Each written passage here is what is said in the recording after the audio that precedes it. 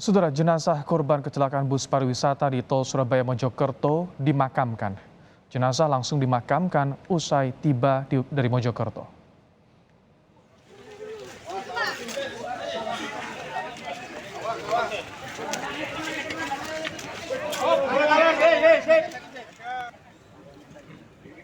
Ini adalah jenazah pertama yang dimakamkan, yakni warga wilayah Benowo, Kota Surabaya. Saat tiba, jenazah langsung disolatkan dan dimakamkan. Di wilayah Benowo, Surabaya, terdapat 12 korban meninggal dunia dari kecelakaan bus pariwisata di Tol Surabaya Mojokerto.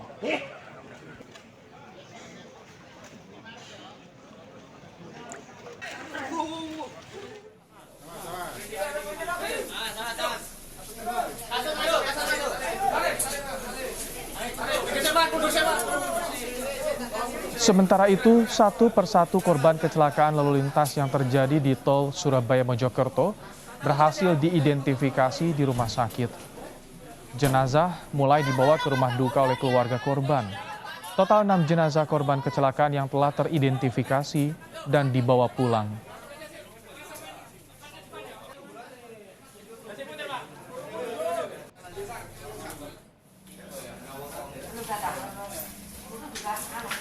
Pemerintah Kota Mojokerto, Jawa Timur memfasilitasi pemulangan jenazah korban kecelakaan yang terjadi di Tol Surabaya Mojokerto. Sementara itu, untuk biaya penanganan korban, pemerintah Kota Mojokerto telah berkoordinasi dengan Jasara Harja.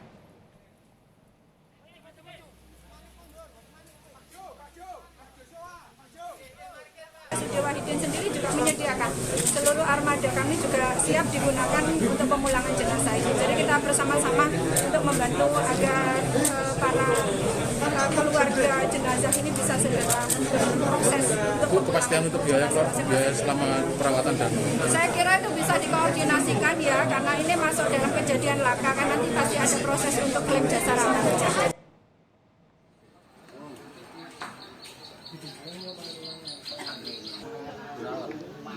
Sementara itu, 6 orang dalam satu keluarga turut menjadi korban kecelakaan bus pariwisata di Tol Sumo, kilometer 712.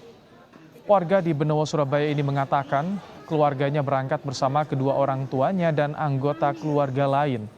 Sementara sang mertua dan anggota keluarga lain dalam kondisi kritis.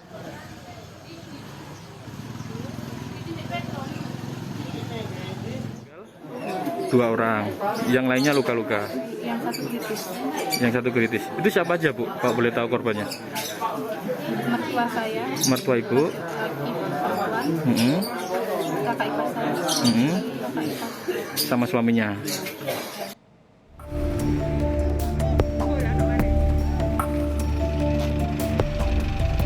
Sebuah bus pariwisata menabrak tiang reklame di Tol Surabaya Mojokerto di kilometer 712. Bus pariwisata ini membawa rombongan dari Dieng Wonosobo menuju ke Surabaya, Jawa Timur.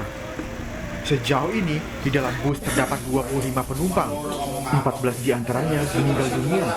Penumpang lainnya mengalami luka ringan dan luka berat. Dugaan sementara, pengemudi bus mengantuk karena bus melaju dengan kondisi sangat kencang dan menabrak tiang reklame. Betul kan, dari kecepatan diperkirakan di atas 100 karena sampai tiang papan reklame itu tumbang, jadi bisa kita prediksi sementara kecepatan lebih dari 100 km per jam dan dalam kondisi mengantuk. Polisi telah melakukan olah tempat kejadian perkara. Sementara bus sendiri telah dievakuasi dari lokasi tol ke kantor Wika. Tim Liputan, Kompas TV.